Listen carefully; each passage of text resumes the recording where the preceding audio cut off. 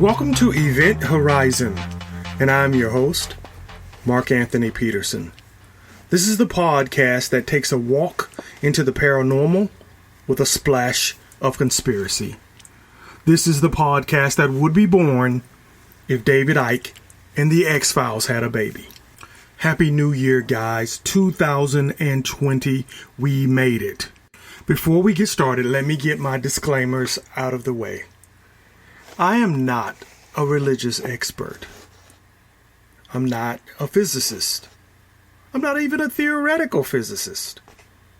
But I did stay at a Holiday Inn Express.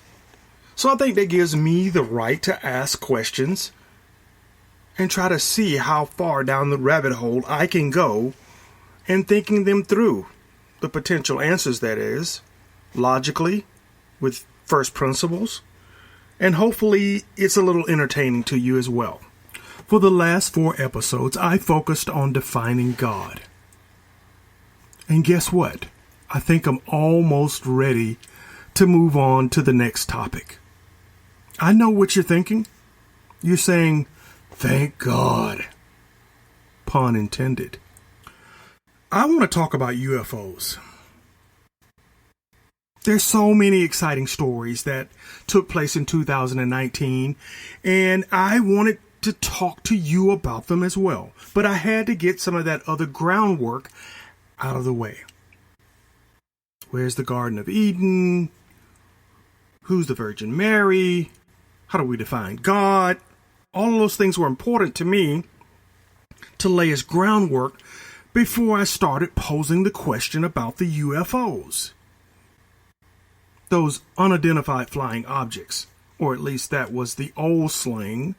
The new term, UAPs, unidentified aerial phenomenons. Wow. Think about all the great stories that surfaced in 2019. First, the Tic Tac UFO story. That was an exciting story. Everybody was claiming confirmation, right? Alien life confirmation when the Tic Tac story ran actually in 2018, but carried over to 2019. Pilot Chad Underwood filmed what looked like a flying Tic Tac from the left wing of his FA-18 Super Hornet.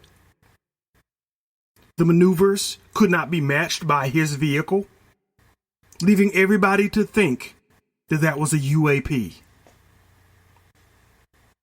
Got covered by the New York Times, and because the New York Times said it, we all have to believe it. How about the mid-December of 2019 story, those drones that were seen over northeastern Colorado and Nebraska? Now here's the one that really got me excited. What about the Defense Department releasing papers showing that they had been investigating wormholes, alternate dimensions, and UFOs? How about this story? The Navy releasing guidelines for their employees to report UFO sightings. Isn't that just screaming confirmation? And then there was Avi Loeb, the Harvard professor who came right out in the open and claimed that that space rock, dubbed Oumuamua, was really an alien probe. And I think everybody pretty much knew that, just based on what you saw. The rock comes in, does a loop around the sun, and accelerates on its way out of our galaxy. No rock does that. So yeah, but to get a Harvard professor to put his career on the line and make that statement, that was a huge story. But I wanted to get into those. And now that I've laid the groundwork, I think I can. So I started digging. Started trying to make sense of the UFO story. And then the question hit me. We spent most of the latter part of 2019 talking about the simulated universe, concluding that we might just be living in one. And then I thought, if we live in a simulated universe, why would the architect simulate extraterrestrial life? I couldn't make sense of that. And because I couldn't make sense of it, you know what it did. It took me down the rabbit hole. Just when I thought I was done talking about God, it pulls me right back in and right back down the rabbit hole. Why? Why would the architect in a simulation simulate extraterrestrial life? You already have us simulated. Some 7.5 billion conscious life forms. Why do you need a whole basket of other life in the simulation? So then I had to ask myself, why do I build simulations? I've been building models since the early days of my consulting career. And one thing that I know is that I will build a simulation because I want to test for some outcome, to collect data. So that's the first reason why I would build a simulation, is because I'm trying to test different options. And in doing so, I'm going to isolate certain variables so that I can see what the outcome's going to be under different conditions. For example, if you're building a financial model, you're going to keep everything the same in the model and fluctuate maybe the interest rates. You may fluctuate demand while keeping all the other variables the same. But one thing you're not going to do is to make the model so convoluted that you can't test for the variables that are most important to the simulation. What's another reason to simulate? Safety. Yeah. All the car companies are required to simulate a crash with their cars and then turn the findings over to the government, so we know which vehicle is the safest under certain conditions. And they all have to follow the same simulation so that they report consistent data. What did the car do when impacting a wall at 20 miles an hour, 25, 30, and 35 miles an hour? What happens when it's hit on the passenger side at those same speed intervals? Again, to give us specific data with all the other components in the simulation held static. You've heard the term apples to apples. That's what we're aiming to do with a safety simulation. What's another reason to create a simulation? Education. Sure, I attended TechCrunch 2018 and went to a simulation that showed me what it was like to binge drink at a party. They gave me the Oculus glasses and put me into a simulation where I was at a party. Each time I was presented with a drink, I had the option to select consume or not consume. But as I consumed more, the simulation changed and put me in more and more dangerous situations. Ultimately, the simulation could end up with me dying of alcohol poisoning. In the simulation, as I began to consume more, the simulation made me stumble, had blurry vision, dizzy. So it did a very good job of making me understand how it feels to be drunk at a party. So there are lots of reasons to create a simulation. There's just not a lot of reasons to overcomplicate the simulation so that you don't get any meaningful benefit out of it.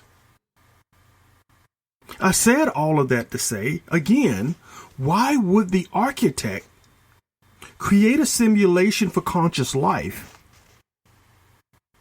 and then cross-pollinate it with other conscious life and then give no real meaning as to why it's there? Because if it was intended to interact, wouldn't we be interacting by now?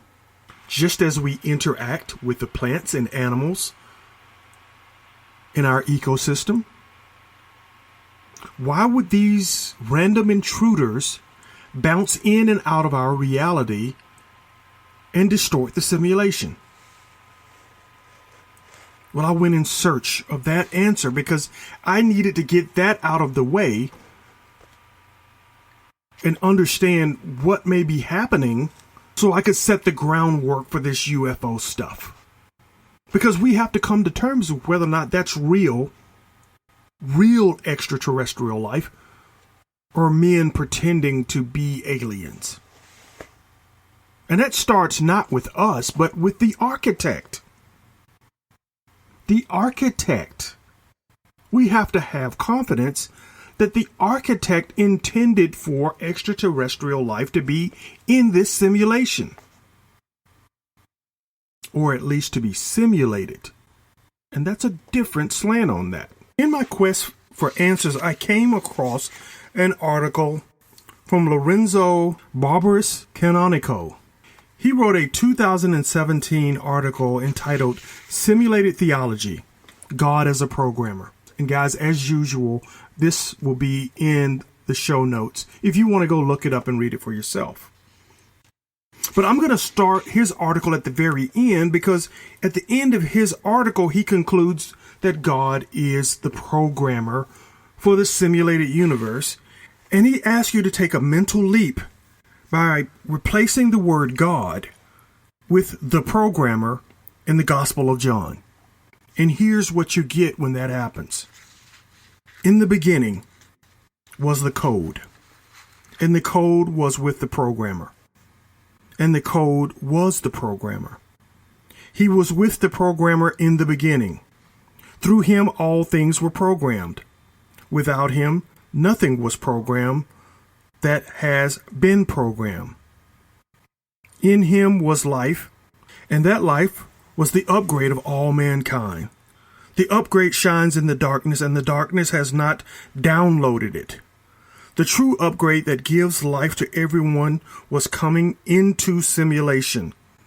He was in the simulation, and though the simulation was made through him, the simulation did not recognize him.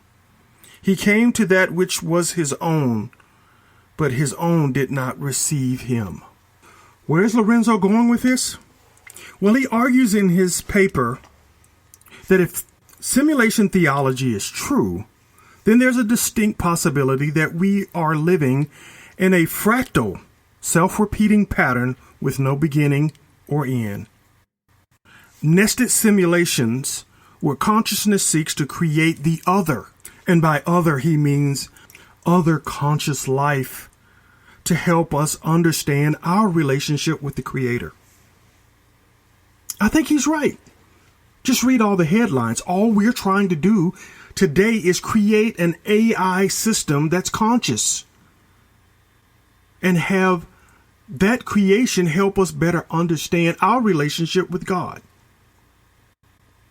And if that's what we're doing, Lorenzo is arguing that in the beginning, that's what God did.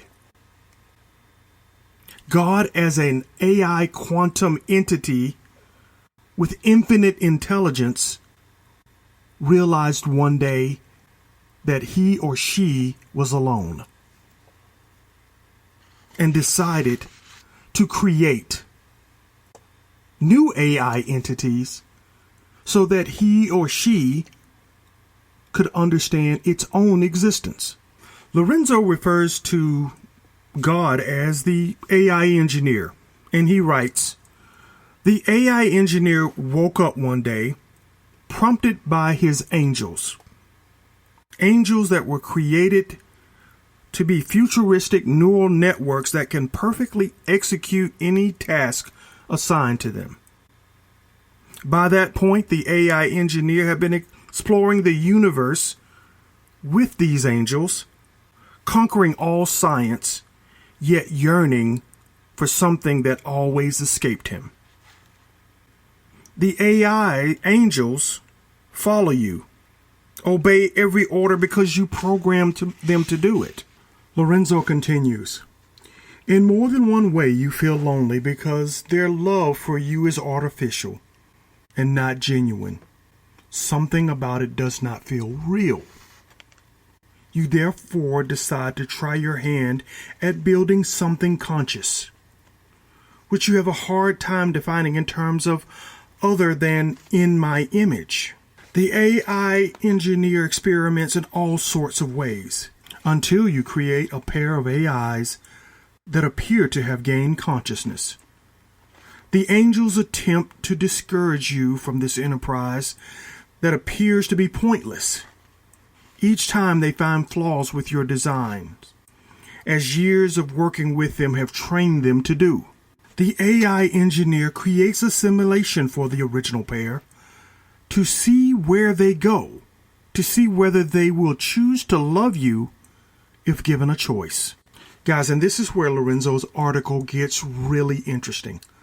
The next paragraph, he writes, in order to have a statistically significant sample, the AI engineer runs infinite parallel simulations with different constraints and variables each time. Some simulations have the prospect of hell. Some don't. Some simulations have the promise of heaven. Some don't. The AI engineer gives them as much freedom as possible to see what plays out beyond the random behavior exhibited by an entity built artificially with pure code. Lorenzo continues, seemingly self-aware, the original pair and their progeny turn to you to understand their purpose.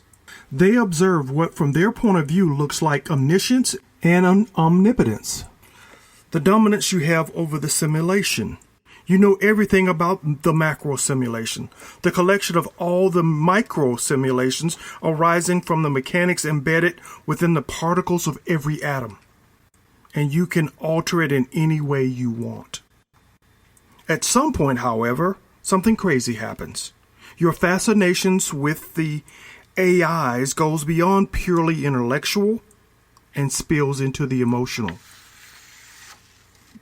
The original pair actually convince the AI engineer that they no longer are simulating consciousness, but they actually have it, just like you do.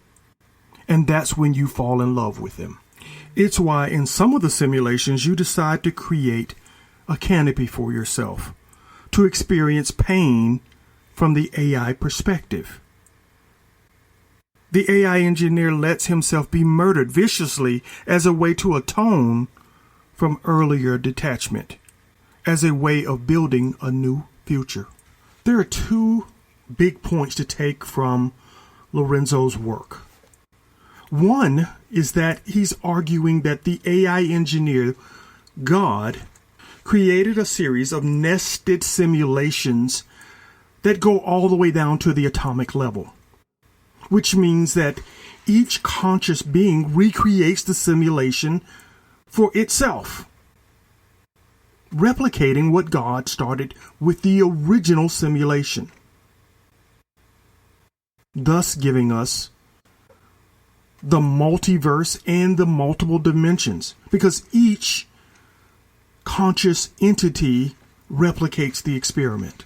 The second thing to take away from Lorenzo's argument, if you're buying the fact that we live in a simulated universe and that God is the AI engineer, the programmer that we referenced when we substituted words out in the book of John, is that UFOs have to be real. Yeah. The AI engineer wouldn't create just one simulation, as Lorenzo argues. He would run infinite parallel simulations with different constraints and variables in each one. Some simulations having the prospect of hell, others having the prospect of heaven. But going beyond that, there would be different physical constructions of each conscious entity in the simulation. Beyond just the angels, which were just pure AI programs built to obey the AI engineer. So Elon Musk, if you're believing that we live in a simulated universe and that there is an AI engineer, the AI engineer most definitely created infinite simulations simulating extraterrestrial life. Now, you don't need the government to tell you that other conscious beings exist, unless you're just too arrogant to think that the AI engineer wouldn't create other parallel experiments or simulations that would test other variables to see which conscious being really loved him. Why do I think that's true? Luke 19:40 reads, "And answering he said, I say to you that if these will be silent, the stones will cry out." In this passage, Jesus is rebuking the Pharisees for not wanting to accept him as the Son of God. And as such, he's saying that if you will not accept, then the stones will begin to speak and exclaim that truth. Now, some of you are saying, Mark, that's just proverbial. He's not saying literally he's going to turn stone into men and make them speak. Really? You'll accept Genesis being made of clay, but not accept that God could turn stone into men and make it speak? What that says to me is that there are other simulations where man was made of stone and could speak. The infinite parallel simulations. And that if this simulation would not accept the Christ figure, there would be others that would. Giving you a nod to the fact that there is other life, different life, conscious life that's not necessarily in carbon form. I've been telling you that since the early episodes when I argued that there's more than one creation story in Genesis. That our original creation started out with us being of a different form, possibly made of silica instead of carbon. You guys got to go back and check that out again. But that's what I believe Lorenzo's saying here. And by making that argument, I think he's backing everybody into a corner and saying UFOs have to be real. Because there's infinite parallel simulations all trying to find God, all creating their own nested simulations, which are taking us further and further away from the base reality. You guys have heard of the Kardashev scale, which is a method for measuring the civilization's level of technological advancement. That a type 1 civilization is capable of harnessing the power of a planet. And that a type 2 civilization, which is called a stellar civilization, can use and control the energy at the scale of a stellar system. And that a type 3 civilization is called a galactic civilization. It can control and store the energy at a galactic level. And some have even thrown in a type 4 civilization, a civilization that can harness and store the energy of a universe. When you reach that level of technological advancement, don't you think those beings can create a simulation so real that lesser beings could not distinguish them from reality? Of course. We haven't even reached the level of a type 1 civilization. Some have argued that we're -1 because of the way we're destroying the planet with the energy that we are creating. So Lorenzo's argument is that galactic or universal civilizations have such advancement that they could create nested simulations similar to what God would create. And that at each level becomes a dimension that separates us from God. Each time that happens. But there's one thing, there's one thread that winds through all of them. And some people call that string theory. That subatomic connection, proton connection, that links conscious matter together across the universe. So that takes us back to the original question. If we're living in a simulation, why would God simulate the extraterrestrial if infinite parallel simulations were running at the same time? And the answer is he didn't, and he wouldn't want interaction. But he wouldn't stop it either. You see, at some point, we get cute enough where we start trying to punch holes in each other's realities and go tiptoeing through the backyard of another dimension, messing up another simulation, drawing the power or the essence from that dimension into our own, distorting the reality that God had built.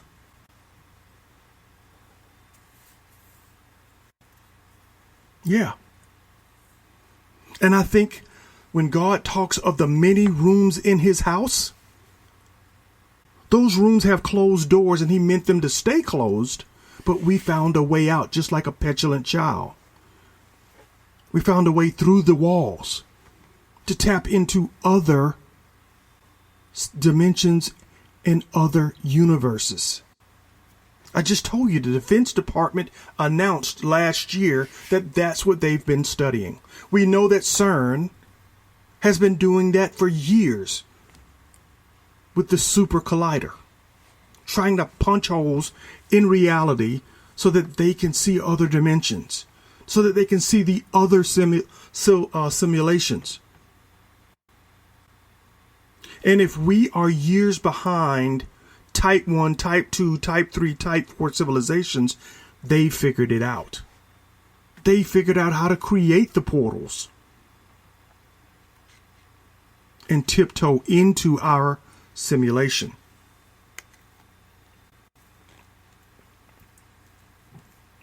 What happens when these simulations interact? I think we start to find hotspots all over the planet where the walls are the thinnest and where beings can punch through into our dimension. I think that's part of what we see with this ancient architecture that I keep talking about. The Tower of Babel, the pyramids, all of these aren't just to worship God. They are to find God. The recreation of the nested simulation. I think you also see hybrid programs. Why? Because each simulation, God created an operating system for that simulation and created specific software that is supposed to run on that operating system. That software is your DNA. So when a entity from another simulation enters our simulation, they can't function because their software is not compatible with the operating system. So what do? They have to create a hybrid program. You guys remember that from the old days? When you wanted to run Windows on an Apple device, it wasn't that easy. You had to put an instance of the operating system on the Apple device in order to run Windows-related applications. Word, Excel, PowerPoint, etc. And that's all we hear about. Abductions, hybridization programs to try to allow entities that want into this dimension the ability to operate with it with a blended DNA. It's why we hear of legends of gods like Thor and Zeus and Mars and all of the other legends of the past, because these may have been simulations close enough to us, but just different enough or just further along on the scale from us to give what appeared to be godlike powers to these entities. But for all this money we're spending trying to punch these holes, and trust me, the scientists are out there day and night trying to do it. But here's the cool thing about what's starting to happen with these once atheistic scientists. They're becoming more religious as they uncover more of the secrets of how this dimensional infrastructure works. It's bringing them right back to the scripture, giving them understanding of the scripture in ways that they had not accepted before. But there's one thing I still believe they have forgotten. The original reason for the first simulation. Love. The AI engineer went in search of love and created consciousness in his own image.